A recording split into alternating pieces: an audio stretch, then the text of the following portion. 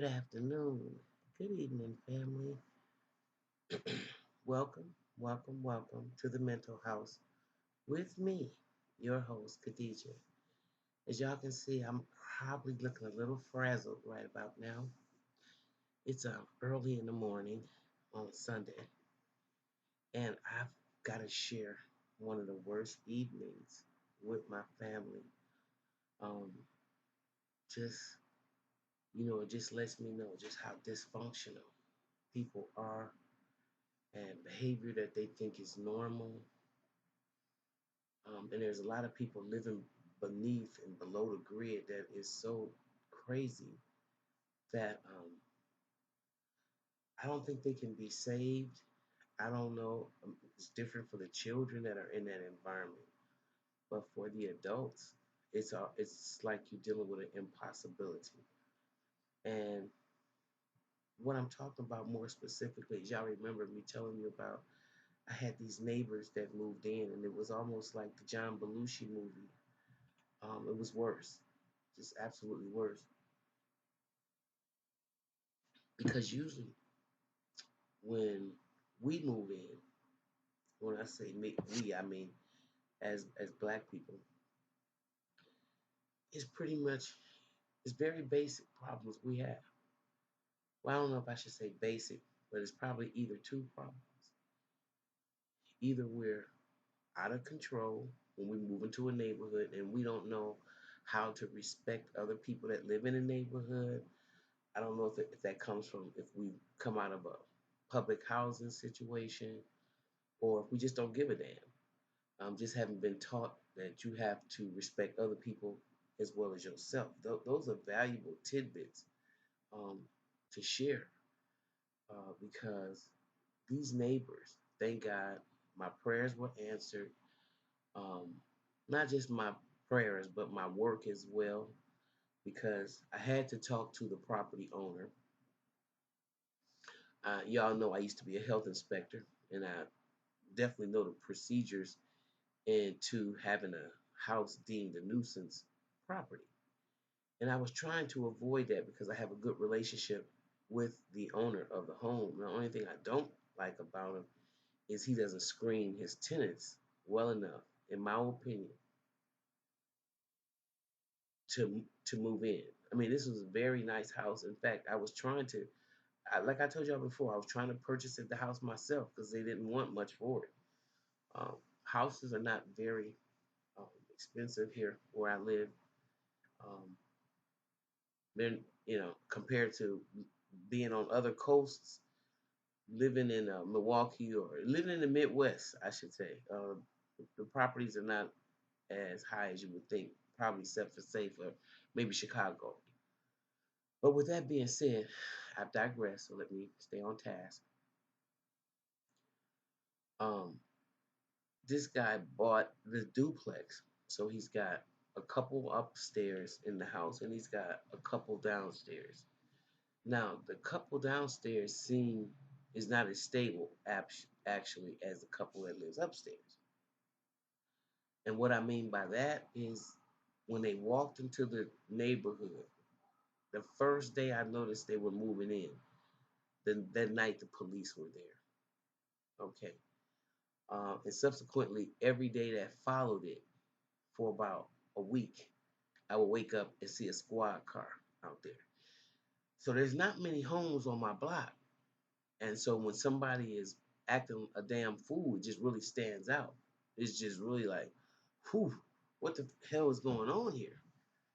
So if the police weren't called and searching for the individual that in question that to me the woman kept letting back in the house after obviously he was beating her up, um, you would hear them arguing, constantly fighting. I mean, not even a reprieve. Such a volatile home. And then you notice they had two little baby girls. So now that's when my feelers come out. And because of my work, a lot of people know I'm a mandated reporter. So I can't stand around and watch a whole lot of, I'm not going to sit there and participate, nor am I gonna sit there and watch. I'm just gonna let it be known. Watch abuse of children. Hell, I'll go to jail. So this is the first problem I noticed that. Remember, the people haven't even been here 2 months. So I finally noticed that they had some little baby girls there, and they're fighting and they're arguing and they're going berserk. And this is happening every other day. Every other day. It's just pathetic. And if it wasn't that they nobody had a job, um, the mate he used to walk up and down the streets all day with a cell phone to his ear, yelling and talking and you know just hedonistic type of behavior, smoking dope, all this and stuff, walking up and down the street, and it's not legal to smoke where I live. So that's the kind of behavior you should probably do in the house if you don't want to attract attention to yourself. And certainly you shouldn't do it in front of my house because I don't want you attracting no attention to whatever I'm doing over here. So y'all get what I'm saying. Well, I tried to talk to him at one time and just to see gauge, this is a neighborly thing to do. Introduce myself. They've never heard of that kind of protocol or etiquette before because they were just staring at me. Like they didn't have any names. And I had to ask them, I said, hi, who are you? I mean, introduce yourself. What can I call you? And they both gave me two nicknames that were just ridiculous. Well, needless to say, not to drag this story on a lot longer than I need to, they went into full um, riot mode last night and burst out the man's windows. Uh, some women came. There was a boatload of them, and they apparently beat this guy up that they've been having this trouble with, and insidious, like cracked him in the head with a crowbar and things like that. Whereas they could have killed this guy. And I don't think they realized just how crazy this whole scenario was because they ultimately got in the car and drove away. And they were smiling and you know I just can't believe it because it's a whole different breed of people out here. It's people out here that don't care about their lives. Certain so they certainly don't care about your life. I mean, before I would even perpetrate something so crazy, my life would have to be in jeopardy. And I didn't see any of that happening. I mean, and maybe I missed something, but now I didn't even have to tell the property owner anything because when he came and saw his house and all the windows busted out of it, he was like, you know what? You don't have to pay me any money. I just want you out of my house. I want you out of my house now. I want you out. Go anywhere. And it reminds me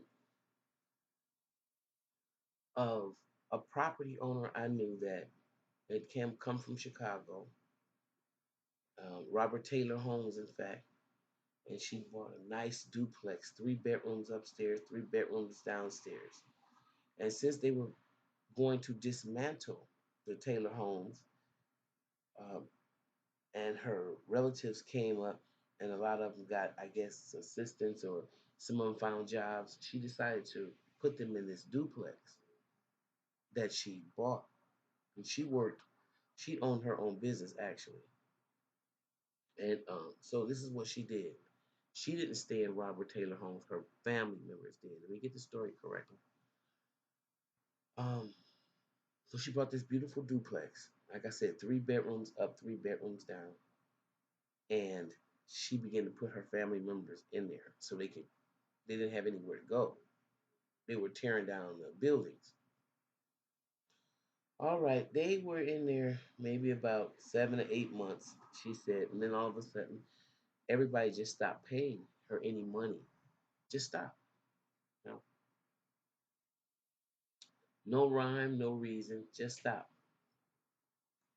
And so when she began to say, look, we can't do this, they begin to say, well, you're our cousin and, you should let us slide. And, having no idea about this mortgage that has to be paid and that there's a mortgage involved here.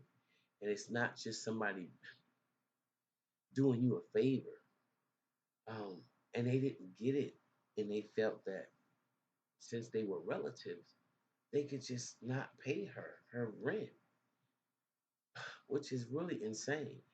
So the reason I got involved when she had to call the neighbors complained about the property um, and just the total destruction of the property.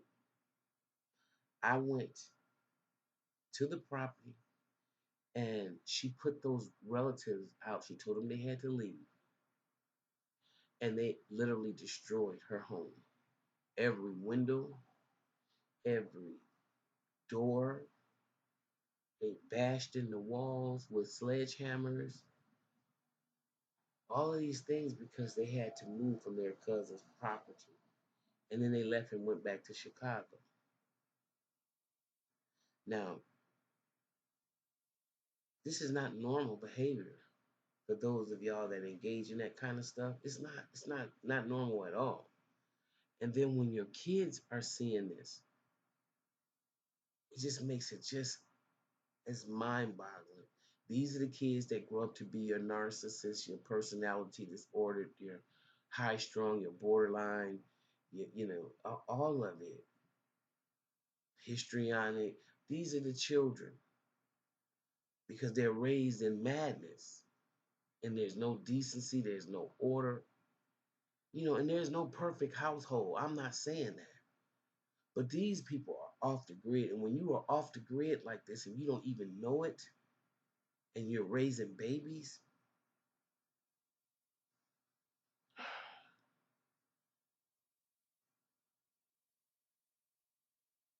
it can't happen. It can't happen because all we're doing is setting up fodder, bait for the prison industrial complex. Because there's no way in the world children that can grow up in a household that chaotic, that that insane. Like I had the little boy tell me that he had some new shoes because his mom told him to take off his old shoes, and he did, and they put on a pair of new shoes and walked completely out of the store. So, in essence, teaching the child to steal at an early age, 4, 5 years old. This is the kind of stuff in our community that's acceptable, but it's not.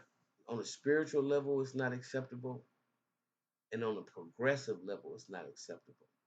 And we're gonna have to stop accepting all of this kind of low down cesspool behavior in order to move forward. Nobody can respect a group of people because if you can't even respect yourself, and I really mean that.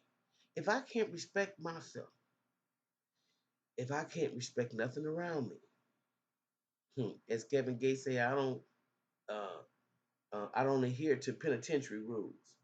Okay, I'm not respecting those everything and those around me. I'm not doing that.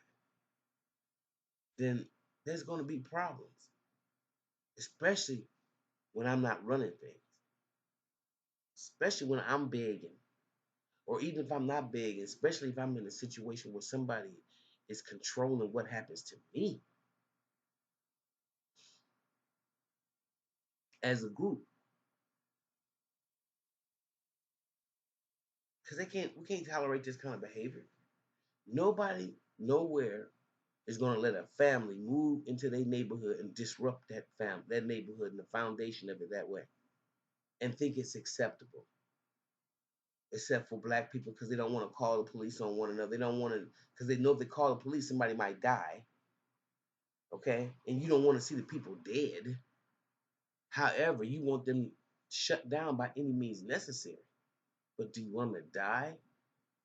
No. So you got a lot of people that accept this kind of behavior as opposed to getting in together with the rest of the neighbors that feel like you and say, listen, we're going to talk with these people. We're going to go down as a group, or we're going to draft a letter, and we're going to tell them we're going to talk to the property owner about getting you guys out of here because you're being too disruptive to our way of life, to our peace.